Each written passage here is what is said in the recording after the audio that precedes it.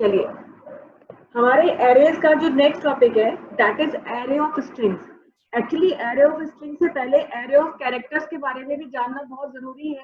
हालांकि पहले भी आपको इसके बारे में बताया गया है, लेकिन थोड़ा सा कुछ चीजों को रिकॉल करना यहाँ पर जरूरी होगा। तो हम उन चीजों के लिए एक बार फिर से बात कर लेते हैं कि जब भी हम कोई स्ट्रिंग डिक्लेयर करते हैं, आप जब भी कोई स्ट्रिंग डिक्लेयर करते हैं तो स्ट्रिंग को डिक्लेयर करने का एक रीजन होता है कि वो स्ट्रिंग हम तब डिक्लेयर करते हैं कि या तो हम कोई नाम लिख रहे हैं, या मान लीजिए कि हमें कोई ईमेल आईडी लिखनी है, या किसी का एड्रेस लिखना है। तो इस तरीके की चीजों को डिक्लेयर लिखने के लिए हमें स्ट्रिंग की जरूरत पड़ती है। और एक स्ट्रिंग जो होता है वो एरे ऑफ कैरेक्टर्स ही कहलाता है। ये जो है एरे ऑफ कैरेक्टर्स है, इसको ही हम अपने प्रोग्रामिंग की भाषा में स्ट्रिंग बोलते हैं, क्योंकि string is a combination of 2 और मोर कैरेक्टर्स, जिसमें 2 या 2 से अधिक कैरेक्टर्स लिखे जा सकें। एंड माइंडेड कैरेक्टर्स का मतलब ही है कि जहां पर आप कुछ भी लिख सकते हैं। कुछ भी का मतलब है आप अल्फाबेट का इस्तेमाल भी कर सकते हैं, आप डिजिट्स का इस्तेमाल भी कर सकते हैं, और आप स्पेशल कैरेक्टर्स का भी यूज कर सकते हैं, किसी सिंबल का भी यूज कर सकते हैं। तब वो आपका स्ट्रिंग कहलाता है। जैसे नाम लिखते समय, ईमेल आईडी लिखते समय, या किसी का एड्रेस लिखते समय, इस तरीके की चीजों के लिए आपको स्ट्रिंग की जरूरत पड़ती है। तो एक स्ट्रिंग जब आपको डिक्लेयर करना होता है, तब तो आप अपने कंप्यूटर में जब आप सी की प्रोग्रामिंग कर रहे होते हैं तो सबसे पहले जो डेटा टाइप आप देते हैं वो कैर देते हैं। क्यों? क्योंकि कैर ही वो डेटा टाइप है जो तीनों तरीके के कैरेक्टर्स को एक्सेप्ट करता है, जिसमें आप इंटीजर और आपके अल्फाबेट्स और स्पेशल सिंबल तीनों अलाउड है। उसके बाद में हम क्या करते हैं, अपने एरे ऑफ कैरेक्टर के लिए कोई ना कोई एक वेरिएबल का नाम हम रजिस्टर करते हैं। सपोज हम स्टूडेंट्स के नेम स्टोर कर रहे हैं तो हम अपने वेरिएबल का नाम भी नेम रख सकते हैं, या XYZ ABC कुछ भी रख सकते हैं। और उसके बाद में स्क्वायर ब्रैकेट के अंदर हम उसका साइज डिफाइन करते हैं बिना कोई स्पेस दिए, और ये साइज जो भी हम देते हैं उसके बाद टर्मिनेटर लगाते हैं। यहाँ पर हमें 2-3 बातें बहुत ध्यान रखनी है। पहला तो ये कि जो साइज हम दे रहे हैं वो ये सोच के देते हैं कि अधिक से अधिक इतने अक्षर हो सकते हैं। जैसे किसी का नाम स्टोर करना है तो नाम की कोई फिक्स लेंथ नहीं होती है। जब भी हम नाम लिखते हैं तो ये कोई जरूरी नहीं है, आप किसी का नाम 4 अक्षर का हो सकता है, किसी का नाम 2 अक्षर का भी हो सकता है, और किसी का नाम 8, 9, 10 अक्षरों का भी हो सकता है। तो दैट डिपेंड्स।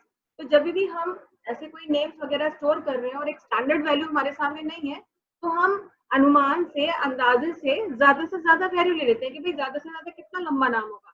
10 अक्षर का नाम होगा तो हमने 10 यहाँ पर ले लिया, तो इसका मतलब ज्यादा से ज्यादा 10 अक्षर स्टोर होंगे। लेकिन एक बात और भी ध्यान रखनी होती है यहाँ पर कि जो भी आप स्ट्रिंग डिक्लेयर करते हैं वो स्ट्रिंग हमेशा टर्मिनेट होता है एक नल कैरेक्टर से। ये स्ट्रिंग्स जो होते हैं ये नल टर्मिनेटेड स्ट्रिंग्स कहलाते हैं। नल टर्मिनेटेड स्ट्रिंग का मतलब ये है कि अंत में जो भी स्ट्रिंग आप लिख रहे हैं, मान लीजिए आप कोई नाम लिख रहे हैं, सपोज किसी का नाम अमित है और हमने लिख दिया अमित, तो हमें तो वो अमित ही दिखाई देगा, लेकिन अमित के लास्ट में जो कंपाइलर उसे देखेगा तो लास्ट में एक नल कैरेक्टर ऐसे दिखाई देता है। ये हमेशा ध्यान रखिएगा कि every string is terminated by a null character. तो उसमें ये कैरेक्टर जो है अपने आप इंसर्ट हो जाता है, इसे हमें इंसर्ट करना नहीं पड़ता। लेकिन अगर यही एरे आप एरे ऑफ कैरेक्टर आप किसी को डिक्लेयर कर रहे हैं, आप इनिशियलाइज कर रहे हैं, मान लीजिए आपको पता था किसी का नाम पहले से कि उसका नाम अमित है, तब क्या होगा, तब जब हम ये लिखते हैं तो उसको लिखने का तरीका बदल जाता है, लिखने के तरीके में फिर आपका फर्क आ जाता है। तब जब आप उसे लिखते हैं तो आपको उसे सिंगल कोट्स में एनक्लोज करके लिखना पड़ता है। जैसे कि मान लीजिए अभी मुझे लिखना है यहाँ पर यही इनिशियलाइज करना है, तो हम अपने सी लैंग्वेज के विंडो में क्या करेंगे, यहाँ पे कैट लिखा, फिर हमने यहाँ पर नेम लिखा, और फिर हमने यहाँ पर सपोज दे दिया अब हमें इनिशियलाइज करना है तो साइज देने की कोई जरूरत ही नहीं, हमें पहले से पता है कि नाम क्या है, तो साइज नहीं देते हैं। और साइज नहीं देने से आप कितना भी बड़ा नाम लिख सकते थे, 5-6 अक्षर का भी लिख सकते थे, 10 अक्षर का भी लिख सकते थे। तो इसीलिए साइज डिक्लेरेशन के टाइम पे तो साइज दिया जाता है, पर इनिशियलाइजेशन के टाइम पर साइज नहीं देते हैं, ये हम पहले भी आपको बता चुके हैं। और वो कैर के साथ भी हो सकता है और वो इंटीजर के साथ भी हो सकता है, जरूरी नहीं कि वो कैर ही हो। और अब जब आप इनिशियलाइज कर रहे हैं अमित का नाम, तो यहाँ पर हम डबल इसको करली ब्रेसेस में लिखेंगे और ऐसे अपने कैरेक्टर्स कॉमा आए, यहाँ पर इस तरह से कॉमा कॉमा सेपरेटर का यूज करेंगे और हर कैरेक्टर को सिंगल कोट्स में इस तरह से हम लिखेंगे और लास्ट में हम जो है यहाँ पर ये नल कैरेक्टर भी लगाएंगे। इस तरह से हम अपना एक स्ट्रिंग डिक्लेयर करते हैं। जब हम एक स्ट्रिंग डिक्लेयर करते हैं तो ये हमें नल टर्मिनेटेड कैरेक्टर से बनाना पड़ता है।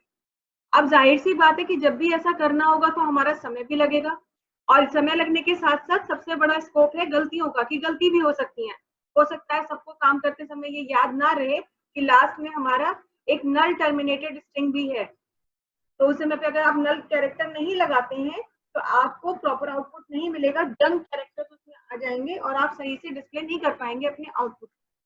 तो इतना लंबा प्रोसेस फॉलो करने के बजाय हम क्या कर सकते हैं, हम यही काम ऐसे भी कर सकते हैं, कैर नेम और फिर इनिशियलाइज करने के लिए कर्ली ब्रेसेस भी लगाएंगे, लेकिन यहाँ पर अब जो नाम हमें लिखना है वो हम डबल कोट्स में इस तरह से लिख देंगे। ऐसे लिखने से हमें दो फायदे मिले। पहला तो ये, बल्कि आप सेमीकोलन यही लगा दीजिए, केवल आप कर्ली ब्रेसेस ना भी लगाइए तो चलेगा आपका। और इस तरह से क्या है, साइज हमें यहाँ पे देना पड़ेगा ये।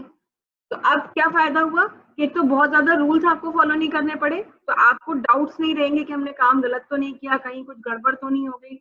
नल टर्मिनेशन की कोई जरूरत नहीं है, ऑटोमेटिकली नल कैरेक्टर उसके साथ इंसर्ट हो जाएगा। तो ये तरीका बहुत आसान तरीका होता है जिससे हम एरे ऑफ कैरेक्टर यानी किसी स्ट्रिंग को हम डिक्लेयर कर सकते हैं, और डिक्लेरेशन के साथ साथ यदि इनिशियलाइज करना है तो इनिशियलाइज भी किया जा सकता है। अब ये कैरेक्टर भी हमको यूज करने हैं, अगर मान लीजिए हमें कहना ही हो कि किसी का नाम मांगिए और उसके नाम को अलग अलग अक्षरों को अलग अलग लाइन में प्रिंट कीजिए, तो ऐसे केस में आपको तब भी यहाँ पर, क्योंकि ये एरे है, तो एक अक्षर से दूसरे अक्षर पर जाने के लिए आपको इंडेक्स वैल्यू की जरूरत पड़ेगी, क्योंकि भले ही देखने में हमें ये लग रहा है ऐसा कि ये अमित है लेकिन एक्चुअली क्या होता है कि यहाँ पर भी वही बॉक्स बन जाएंगे और यहाँ पर भी इस तरह से ए अलग बॉक्स में होगा, एम अलग बॉक्स होगा, यानी डिफरेंट मेमोरी लोकेशन पर। डिफरेंट मेमोरी लोकेशन का मतलब एडजेसेंट, बिल्कुल बगल बगल की मेमोरी लोकेशन पर ये अक्षर स्टोर होंगे। और एक मेमोरी लोकेशन एक अलग इंडेक्स में होगा, दूसरा मेमोरी लोकेशन का दूसरा इंडेक्स होगा। यानी यहाँ से यहाँ तक जाने के लिए और आगे बढ़ने के लिए, चाहे वो इस रूप में हो या इस रूप में हो, आपको एक लूप चलाने की जरूरत पड़ेगी ही पड़ेगी। और जब लूप चलाना है तो आपको वो लूप हमेशा 0 से स्टार्ट करना है, ये बात आपको याद रखनी होगी। तो जब जब आपको किसी का नाम मांगना है, आपको पता है, आपने इनिशियलाइज कर दिया, और फिर अगर आपसे कह दिया जाए कि वो name different character different line में प्रिंट कीजिए, तो बिना लूप के ये काम नहीं होगा। हाँ, इसके लिए ये और याद रखना होगा कि वो लूप चलेगा तो 0 से, मगर चलेगा कहाँ तक, क्योंकि जरूरी थोड़ी है कि नाम के 4 ही अक्षर हों। हो सकता है नाम के 2 ही अक्षर हो, किसी का नाम ओम होगा, हो सकता है किसी का नाम सिद्धार्थ हो सकता है किसी का नाम विनायक हो। तो ये थोड़ी ना पता है हमें कि कितने लोग जो नाम अपना देने वाले उनके एक फिक्स नाम की लेंथ नहीं है। तो ऐसे केस में हम ये कैसा प्रोग्राम बनाएं और कैसे ये चीजों को निकालें। तो स्ट्रिंग्स पे जब भी आप काम करते हैं तो आपको एक और चीज जो सबसे इंपॉर्टेंट ध्यान रखनी है इन सब बातों के अलावा, वो ये कि आपको पता होनी चाहिए स्ट्रिंग की लेंथ। मतलब जो नाम आपको दिया गया है वो नाम आपका कितना लंबा है, यानी कितने अक्षरों का है।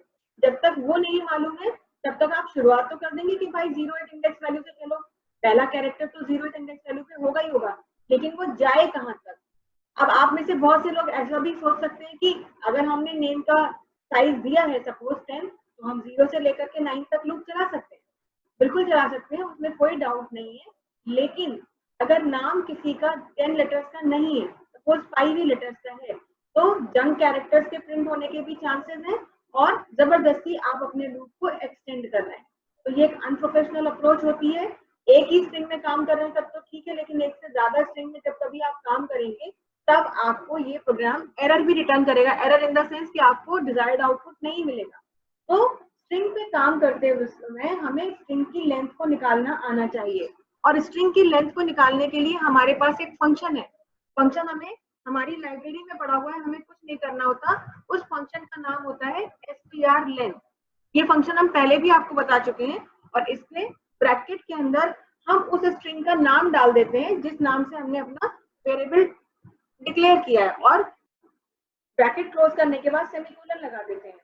अब ये फंक्शन क्या करता है, हमारे दिए हुए स्ट्रिंग की लेंथ रिटर्न करता है। अब यदि किसी का नाम ओम है तो str लेन में 2 आ जाएगा, str लेन 2 रिटर्न करेगा। अगर किसी का नाम अमित है तो वो str लेन फंक्शन 4 रिटर्न करेगा। यानी जब भी ये फंक्शन कोई वैल्यू रिटर्न करेगा तो वो वैल्यू कोई नंबर ही होगा, 2 4 6 8 कुछ भी। तो इसीलिए इसके आउटपुट को हम जब स्टोर करते हैं तो उसके लिए एक इंटीजर वेरिएबल हमें लेना पड़ता है। ये इंटीजर वेरिएबल ही हमें लेंथ को स्टोर करने में मदद करता है। अब वेरिएबल का नाम तो हम कुछ भी रख सकते हैं, हमने एल ले लिया है, आप कुछ भी रखिए, लेंथ रख दीजिए, कुछ भी रखिए, और इस फंक्शन के आउटपुट को हम एल में डाल देंगे इस तरह से। तो जब हमारा ये कोई भी प्रोग्राम इस तरह का बनेगा तो नेम वेरिएबल के अंदर जो भी नाम आएगा, ओम आया तो एल की वैल्यू 2 हो जाएगी, अमित आया तो एल की वैल्यू 4 हो जाएगी, और इस तरह से जो भी नाम जितने अक्षरों का होगा एल की वैल्यू वही हो जाएगी, जिससे लूप आप शुरू करेंगे 0 से और हमेशा कहां तक जाएंगे, लेंथ -1 तक जाएंगे। क्योंकि यदि अमित का नाम हम कंसीडर करें तो एल की वैल्यू 4 है, मगर पहली इंडेक्स वैल्यू क्योंकि 0 है तो टी जो है वो 3 पे आएगा। ध्यान दीजिएगा, 0 1 2 और 3, यानी अंतिम जो हमारा कैरेक्टर है वो किस पे है, वो थर्ड इंडेक्स वैल्यू पे है, और 3 जो है वो लेंथ -1 है। तो ये 2-3 चीजें आपको ध्यान रखनी होंगी।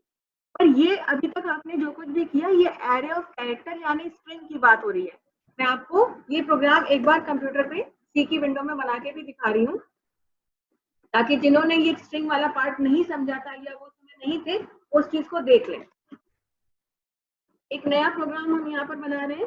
सबसे पहले हम अपने प्री प्रोसेसर डायरेक्टिव दे रहे हैं, और प्री प्रोसेसर डायरेक्टिव देते समय यहाँ पर हमको एक और फंक्शन यूज करना है। हमें पहले से ही पता है कि हम एक फंक्शन यूज करने जा रहे हैं strlen। तो हमें ये भी मालूम होना चाहिए कि जो strlen फंक्शन हम यूज कर रहे हैं क्या वो हमारे stdio.h या conio.h सपोर्ट करते हैं। अगर करते हैं तो ठीक ही है, नहीं करते हैं तो फिर देखा जाएगा। खैर अभी तो हमें नहीं पता, हमने इतना ही लिखा। फिर हमने एक नाम के लिए स्ट्रिंग डिक्लेयर करा, एस हमने अपने वेरिएबल को नाम दे दिया, और उसका साइज हमने दे दिया सपोज 10, या अभी साइज नहीं दिया, हमने यहीं पर उसको इनिशियलाइज कर दिया, और यहाँ पर इनिशियलाइज करके हमने नाम लिख दिया, यहाँ पे मान लीजिए अमित, ये हमने नाम लिख दिया। इसके बाद हमें लूप चलाने के लिए तो एक वेरिएबल चाहिए होगा, और लेंथ निकालने के लिए भी एक वेरिएबल चाहिए ही होगा, इतना तो करना ही करना है। तो ये हमने किया, और अब हम यहाँ पर स्क्रीन को क्लियर कर रहे हैं, और लूप निकाल चलाने के लिए हमने लेंथ लिया है, तो लेंथ में हम सबसे पहले strlen फंक्शन यूज करेंगे, और यहाँ पर अपने स्ट्रिंग की लेंथ स्टोर कर लेंगे। यानी अगर अमित लिखा है तो एल की वैल्यू हो जाएगी 4, और यहीं पे कोई और नाम लिखते हैं तो उसकी जितनी भी लेंथ होगी वो एल में आ जाएगी। अब हम अपना लूप चलाएंगे, कहाँ से शुरू करें, 0 से, कहाँ तक जाए, less than L, less than equals to L नहीं कहेंगे, लेस देन एल, और हर बार एक एक अक्षर आगे बढ़े। यानी शुरू करें 0 से, तो 0 पे है ए, फिर 1 पे है एम, फिर 2 पे है आई, और फिर 3 पे है टी। इस तरह से ये चलेगा एक एक करके। और हम करना ही क्या चाहते हैं, हम सिर्फ प्रिंट ही तो कराना चाह रहे हैं अलग अलग लाइन में, तो कह दिया न्यू लाइन में प्रिंट करो, बल्कि क्या प्रिंट करो, कैरेक्टर प्रिंट करो, और उसके बाद नई लाइन आ जाए, ये न्यू लाइन दे दिया। और कैरेक्टर किसमें पड़ा हुआ है, हमारे एस के गिवन इंडेक्स वैल्यू को, यानी S of I. S of I का मतलब ही क्या हो गया, जब ये लूप सबसे पहले चलेगा तो आई की वैल्यू होगी 0, तो आई होगा कैपिटल ए पर, और एस ऑफ आई हो जाएगा कैपिटल ए। आई तो होगा 0 पे यानी पहले अक्षर पर, लेकिन एस ऑफ आई हो जाएगा कैपिटल ए, और यहाँ %c यानी ये अक्षर प्रिंट हो जाएगा। इतना किया, और इस लूप को यहीं पर बंद कर दिया हमने, और उसके बाद में हमने इसे अपने प्रोग्राम को बंद करने के लिए गेट ch का यूज किया, और ये करा। प्रोग्राम को हम अपने सेव कर ले रहे हैं यहाँ पे,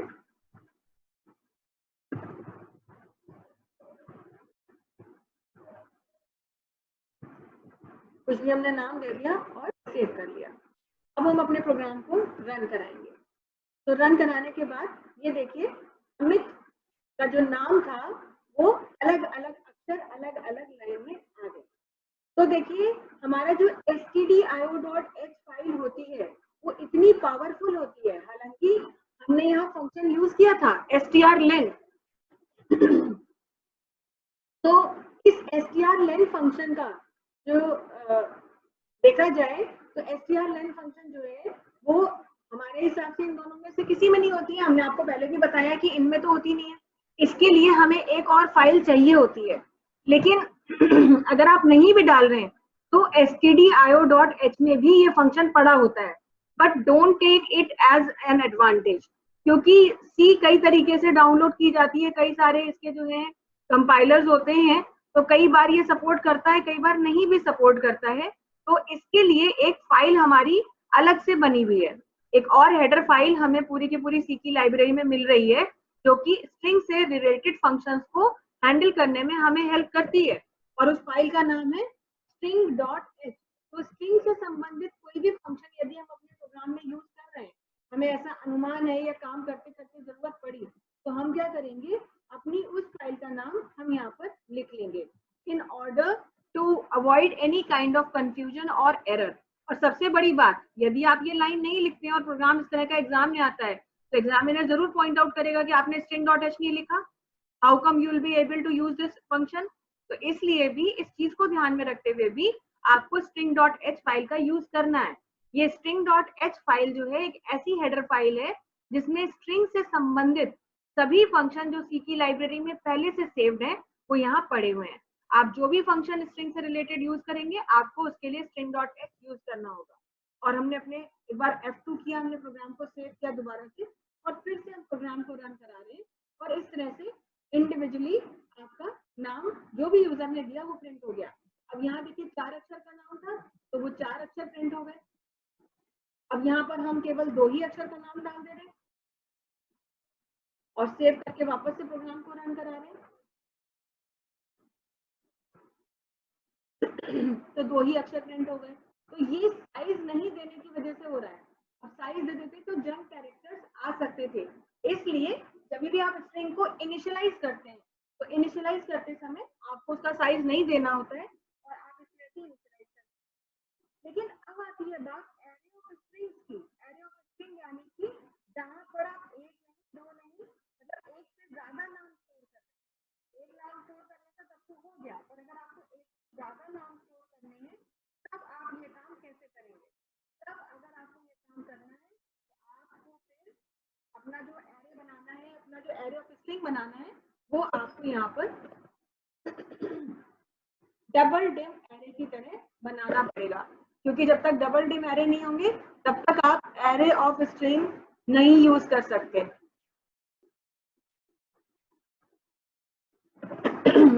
एक सेकंड दीजिए, मुझे वॉइस का इशू जरा मैं रेक्टिफाई करती हूँ।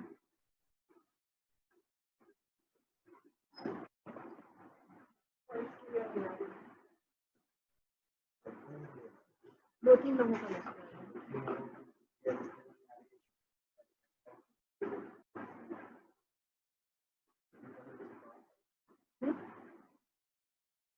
ये भी खराब है और ये भी खराब है, दोनों खराब है।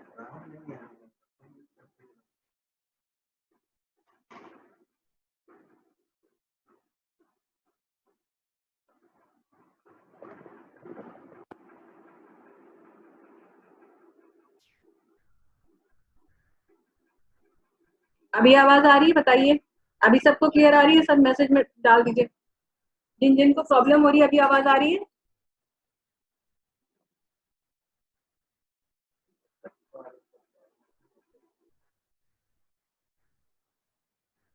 चलिए, धन्यवाद आप सबका।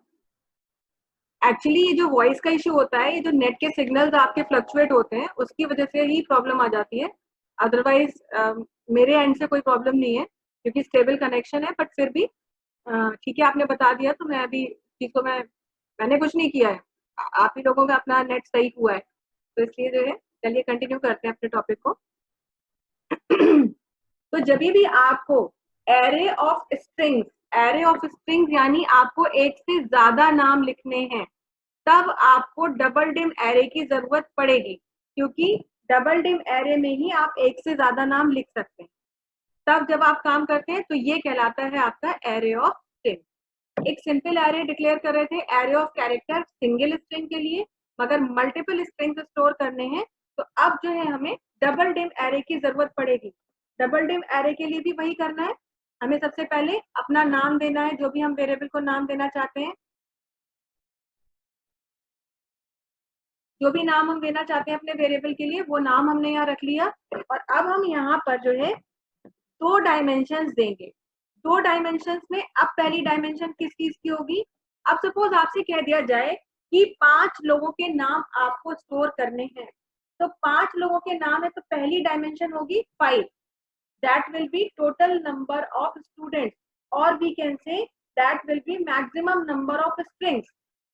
कितने नाम अधिक से अधिक स्टोर किए जा सकते हैं ये हम पहली डायमेंशन में लिखते हैं। और हर नाम की अपनी कोई लेंथ होगी, हो सकता है उस 5 नाम में एक अमित हो, अमृता हो, मनीषा हो और ओम हो, प्रिया हो, तो ऐसे जो भी नाम होंगे जो डिफरेंट लेंथ के होंगे, तो अपने अंदाजे से हमने दूसरा यहाँ पर जो डायमेंशन दिया उसमें 10 लिख दिया, जिसका मतलब ये है कि total 5 names can be there, 5 नाम हो सकते हैं और हर नाम की ज्यादा से ज्यादा जो लेंथ होगी वो 10 अक्षर की होगी। यानी इस तरह से अगर आप देखें तो टोटल कितने कैरेक्टर्स आप यहाँ फीड करेंगे? 5 इंटू 10, यानी अधिक से अधिक 50 कैरेक्टर्स आप स्टोर कर सकते हैं। तो इस तरह से आप यहाँ पर अपना एक एरे ऑफ स्ट्रिंग डिक्लेयर करते हैं। अगर आप डिक्लेयर कर रहे हैं सिर्फ तो इतना ही आपको करना है और इसके बाद आपका काम खत्म हो जाता है। लेकिन हाँ, अगर मान लीजिए आप इनिशियलाइज करना चाहते हैं तो इनिशियलाइज करने के लिए फिर आपको वो नाम भी देने पड़ेंगे। तो यहाँ तो नहीं, मैं आपको सीधे टर्बोसी की विंडो में ले जा रही हूँ और वहां पर हम आपको दिखाएंगे कि अगर आप एक एरे ऑफ स्ट्रिंग इनिशियलाइज कर रहे हैं और उन वर्ड्स को आप प्रिंट कराना चाहते हैं, सारे के सारे स्ट्रिंग्स को आप प्रिंट कराना चाहते हैं तो कैसे कराएंगे। ये तो हमारी सिर्फ एरे ऑफ कैरेक्टर की बात थी। अब हम यहाँ पर बात कर रहे हैं एरे ऑफ स्ट्रिंग्स की। तो यहाँ पर जो है इसी प्रोग्राम में हम काम कर लेते हैं, यहाँ हमें कुछ खास चेंज नहीं करना पड़ेगा, ये हमने ले लिया। अब नाम एक नहीं है, नाम है 5, तो यहाँ पर हमने पहले दे दिया 5 और बाद में दे दिया 10 ये। और अब हमें डालने हैं 5 नाम। तो वो 5 नाम हम किस तरह से लिखेंगे? यहाँ पर एक से ज्यादा नाम लिखने हैं तब आपको सबसे पहले करली ब्रेस लगाना होगा। फिर एक नाम आपने लिखा, अब आप उसे कॉमा से सेपरेट करेंगे और यहाँ पर इस तरह से अगली लाइन में ऐसे हम यहाँ पे अब दूसरा नाम लिख रहे हैं। दूसरा नाम मान लीजिए है मनीष, ये लिखा,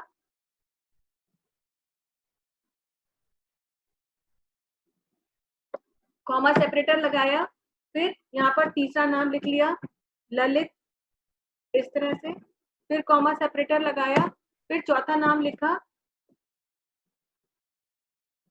सिद्धार्थ, और फिर कॉमा सेपरेटर के बाद यहाँ पर हमने लिख दिया पांचवा नाम। पांचवा नाम है मान लीजिए प्रीति।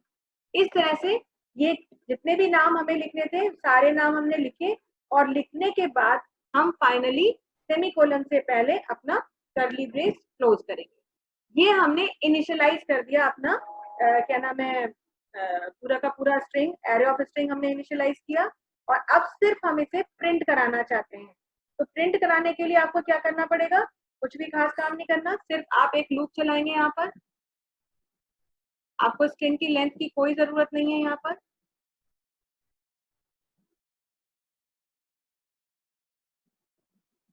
क्योंकि ये कोई एक नाम तो है नहीं। अब कोई नाम ज्यादा का हो सकता है, कोई नाम कम का हो सकता है। तो यहाँ पर अब हम क्या करेंगे कि यहाँ पर अपना जो लूप चलाएंगे वो चलेगा तो 0 से ही, और अंदर आपका जो है हर नाम तक आपको जाना है। और कितने नाम है आपके पास? 5 है। तो यहाँ पर आप कह देंगे लेस देन 5 और i प्लस प्लस कर देंगे। अब आपको क्या प्रिंट करना है? अब आपको प्रिंट करना है स्ट्रिंग, तो %s दे देंगे और यहाँ पर अब हम कहेंगे ये हमारा वेरिएबल है s, और यहाँ पर हम आए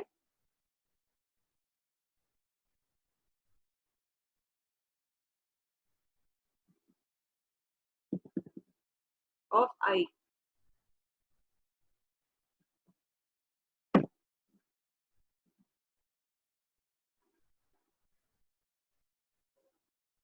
प्रीति दोबारा मनीष के लिए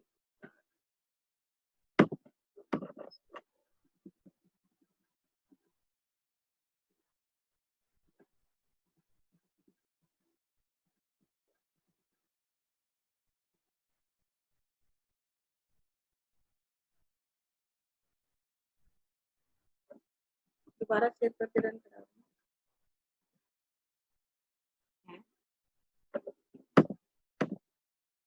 नाम ही बदल दीजिए। इस प्रोग्राम में हमको स्ट्रिंग डॉट एच की जरूरत नहीं थी।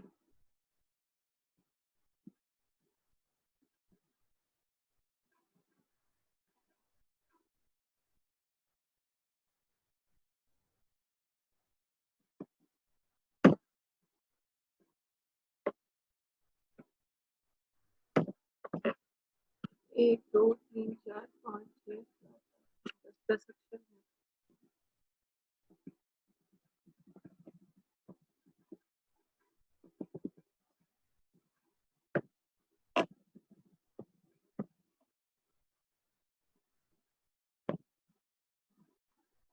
ये देखिए, एक्चुअली वो सिद्धार्थ जो हमने लिखा था वो पूरे 10 अल्फाबेट्स का था, उसमें पूरे 10 अल्फाबेट्स थे। तो 10 अल्फाबेट्स होने की वजह से उसने क्या किया कि उसने नल कैरेक्टर नहीं मिला, तो इसलिए उसने वो नाम रिपीट कर दिया। मतलब वो एक्चुअली हमें तो नाम दिख रहा है मगर वो जंक कैरेक्टर्स आ गए थे। तो अब हमने क्या किया, नाम छोटा कर दिया।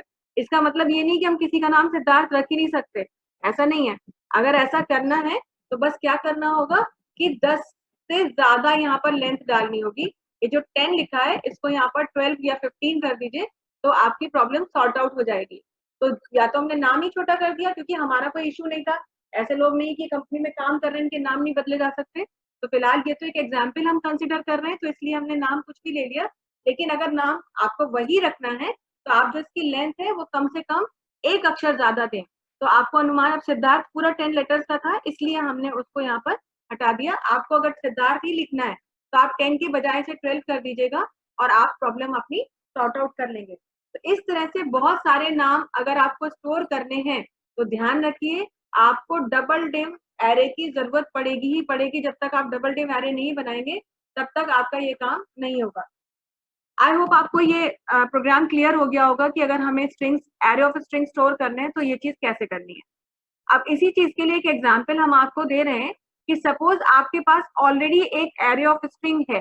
सपोज आपने एक गेस्ट की लिस्ट प्रिपेयर की थी और आपके यहाँ इतने गेस्ट एक्सपेक्टेड थे, 5 लोग थे, आपकी अपनी एक कोई अपना एक गेट टुगेदर था, आप प्लान कर रहे थे और आप उसका प्रोग्राम बनाना चाहते थे कि गेट टुगेदर में आते समय जो भी आपको वो दे, अपना नाम बताए और नाम यदि उसका आपकी लिस्ट में है तो आप उसे उसको वेलकम करें, नहीं तो उसको वेलकम ना करें। यहाँ पर एक स्टूडेंट का डाउट ये आया है कि यहाँ पर इंटीजर क्यों यूज किया है। भाई पहला नाम, दूसरा नाम, तीसरे नाम तक पहुंचने के लिए आपको इंटीजर की जरूरत पड़ेगी। ये पहला नाम है, ये दूसरा नाम है, ये तीसरा नाम है। तो इन नामों पे पहुंचने के लिए INT आई का यूज किया है और आई का लूप चला है 0 से, 0 यानी फर्स्ट नेम, और कहाँ तक चला है 5 से कम यानी 0 1 2 3 4। तो ये 1 2 3 4 तक जाने के लिए आपको इंटीजर वेरिएबल की जरूरत पड़ेगी जिसको आपने लूप में डाला है। खैर वापस हम अपने प्रोग्राम पे आ जाते हैं। तो हमारे पास ऑलरेडी गेस्ट की लिस्ट है, 5 मेरे फ्रेंड्स हैं जो आना चाहते हैं पार्टी में। हम सिर्फ, हमने मान लीजिए बाहर किसी भी बंदे को बैठा रखा है कि भाई नाम पूछ लेना, और अगर उसका नाम हमारी लिस्ट में है तो उसको वेलकम करना, नहीं तो उनको बता देना कि भाई यू आर नॉट अलाउड। इस तरीके से कुछ भी आप लिख सकते हैं। तो अगर ऐसे ही आपको कोई प्रोग्राम बनाना हो तो आपको क्या करना है कि एक नामों की लिस्ट पहले से है और आपको मांगना है उसके बाद एक नाम। तो एक नाम आपको मांगना भी है, तो ऑब्वियसली उसके लिए आपको एक और वेरिएबल डिक्लेयर करना पड़ेगा। तो नाम एक ही मांगना है तो वो एक एरे ऑफ कैरेक्टर है, हमने कुछ भी ले लिया, n ले लिया और हमने साइज दे दिया 10। ये हो सकता है 10 अक्षर तक का नाम किसी का हो सकता है, तो 10 ले लिया, 11 ले लिया, कुछ भी ले लिया। यहाँ पे मान लीजिए हमने 12 कर दिया, ठीक है। और अब हमने कहा कि नाम मांगो और यदि वो नाम लिस्ट में हो तो फिर उसको वेलकम करो, नहीं तो बता दो कि आप अलाउड नहीं है। तो नाम मांगने के लिए आपको मैसेज देना पड़ेगा, एंटर नेम, आप अपना नाम बताएं और वो नाम हमें एक्सेप्ट करना है। अब ध्यान रखिए कि जब भी स्ट्रिंग आपको एक्सेप्ट करना है, हमने आपको दोनों तरह से बताया है, स्कैनफ से भी बताया है, लेकिन हमने आपको गेटेस्ट फंक्शन भी बताया है। गेटेस्ट फंक्शन क्या करता है कि आपको स्कैनफ में ज्यादा लिखना पड़ता है, प्लस गेटेस्ट फंक्शन जो है वो पूरा नाम ले सकता है, इसमें स्पेस भी होगी तो भी ले लेगा। लेकिन अगर स्पेस स्कैनफ फंक्शन में आप डाल देंगे तो स्पेस के बाद का नाम एक्सेप्ट नहीं करेगा, यानी फर्स्ट नेम ही एक्सेप्ट करेगा, अगर लास्ट नेम किसी ने डाला तो वो नहीं लेगा। क्या है, अब यहाँ तक ये तो चीज हो गई। अब हमें यहाँ पर ये करने के साथ ही साथ ये भी बताना है कि जो नाम आया है यदि वो हमारे पास लिस्ट में नाम जो है उनसे मैच कर रहा है तो ही मैसेज उसको वेलकम करो। तो यहाँ पर मैचिंग करने के लिए आपको एक कंडीशन तो लगानी पड़ेगी और कंडीशन में फंक्शन भी लगाना पड़ेगा। तो फंक्शन आप कौन सा लगाएंगे, अब यहाँ हम कहेंगे अगर नाम मैच कर रहा है उस नाम से जो नाम हमें दिया गया है, तो वो मैच करने के लिए हमें यहाँ पे क्या कहना पड़ेगा, एक फंक्शन है strcmp, और ये strcmp फंक्शन भी string डॉट h का ही पार्ट है। अब इसको हमें मैच कराना है, और किससे मैच कराना है, हमारी लिस्ट में जो नाम दिए गए हैं उनसे। तो लिस्ट में हमारे पास जो नाम है वो किस में पड़े हुए हैं, वो पड़े हुए हैं हमारे एस नाम के वेरिएबल में। तो एड्रेस ऑफ एस कहेंगे। एड्रेस ऑफ एस क्यों कहेंगे इसके बारे में हम बाद में बात करते हैं, अभी सिर्फ हम आपको अपना प्रोग्राम बना के दिखा रहे हैं। तो एड्रेस ऑफ एस, और उसमें हम यहाँ पे क्या डालेंगे, उसमें हम सबसे पहले डालेंगे अपना जो भी उसका जो वो आया है, क्या नाम है, हमारा लूप आई, ये हमने डाल दिया, हमारा लूप आई में है। और उसके पहले अक्षर से शुरू करो कंपेयर करना, और कंपेयर किसके साथ करो, कॉमा के बाद देंगे। तो नाम हमने किस में लिया है, हमने लिया है n में। यदि ये तुलना करने पर बराबर है 0 के, क्योंकि 0 ही होता है यदि दो स्ट्रिंग इक्वल होते हैं तो आउटपुट 0 आता है। तो यदि बराबर है 0 के तो एक कोई भी x y z हमने वैल्यू ले ली, हमने c मान लिया, इस c की वैल्यू क्या कर दीजिएगा, 1 कर दीजिएगा। ये हमने एक काउंटर वेरिएबल ले लिया और कंडीशन के बाद कहा कि यदि ये कंडीशन ट्रू है तो c की वैल्यू 1 कर दीजिएगा, और ये c हमने यहाँ पर डिक्लेयर कर दिया, ठीक है। अगर ऐसा है तो c की वैल्यू 1 कीजिए और इसके बाद में हम लूप बंद करके बाहर आ गए।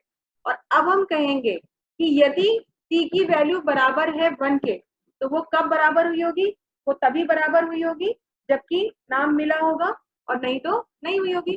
तो अगर बराबर है तो क्या करिए, तो मैसेज दे दीजिए उसको,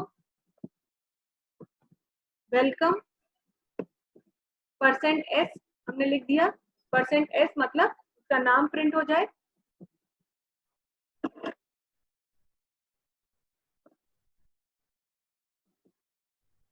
बल्कि हम इतना भी ना करें यहाँ पर, और शॉर्ट कर देते हैं, वेलकम लिखा और यहाँ पे लिख दिया पुटस, क्योंकि हमने गेटस से नाम लिया है तो यहाँ पे डाल देंगे पुटस फंक्शन। पुटस वो नाम पूरा का पूरा प्रिंट कर देगा। ऐसा तब होगा जब नाम अवेलेबल था लिस्ट में, नहीं तो क्या कीजिए, नहीं तो प्रिंट कर दीजिए कुछ भी मैसेज, प्रिंटफ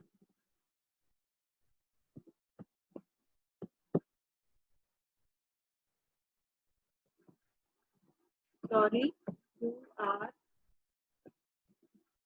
नॉट अलाउड, कुछ भी हमने ऐसे मैसेज अपना डाल दिया और ये कंडीशन बंद की।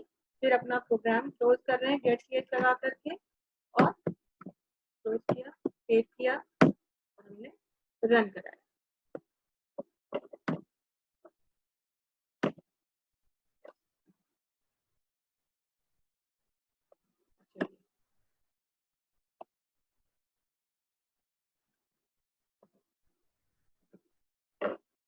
अब नाम मान लिया, तो अब हमें पता है कि क्या नाम पढ़े हैं, मगर हमने जानबूझ के एक ऐसा नाम दिया जो लिस्ट में नहीं है। तो देखिए लिख के आ गया, sorry you are not allowed. अब हम वापस से अपने प्रोग्राम को रन करा रहे हैं और इस बार हमने नाम दिया ओम, तो वेलकम ओम। इस तरह से देखिए आप स्ट्रिंग्स पे काम करते हैं। ये तो सिर्फ आपको एक एग्जाम्पल दिया है, आपको इस प्रोग्राम को बहुत ध्यान से समझना होगा। जब ये वीडियो आपको मिलेगा तो बहुत ध्यान से एक एक लाइन को समझिएगा ताकि चीजों को प्रॉपरली समझ सके। और रही बात इस फंक्शन की, जो strcmp फंक्शन है, तो ये कल हम फंक्शन ही कर लेंगे। पहले जितने भी स्ट्रिंग से रिलेटेड फंक्शंस हैं वो अगली क्लास में हम कर लेंगे, जो आपको यहाँ पर जरूरत पड़ने वाले हैं। तो उससे क्या है, आपको समझ में आने लगेगा कि strcmp कैसे काम करता है। यहाँ पर बस आपको इतना समझना जरूरी है कि strcmp एक ऐसा फंक्शन है जो दो स्ट्रिंग्स को आपस में कंपेयर करता है और तुलना करने के बाद यदि दोनों स्ट्रिंग बराबर सेम होते हैं तो उनका आउटपुट 0 होता है। तो यहाँ पर हमने वही कंडीशन लगाई कि अगर आउटपुट 0 है यानी स्ट्रिंग मिल गया, और मिल गया तो सी की वैल्यू 1 करो। और बाहर आके हमने कह दिया यदि सी की वैल्यू 1 है यानी स्ट्रिंग मिला होगा, और मिला होगा तो वेलकम लिख दो, नहीं तो लिख दीजिए sorry you are not allowed. तो इस तरीके से ये प्रोग्राम आपको बना के पूरा दिखाया है।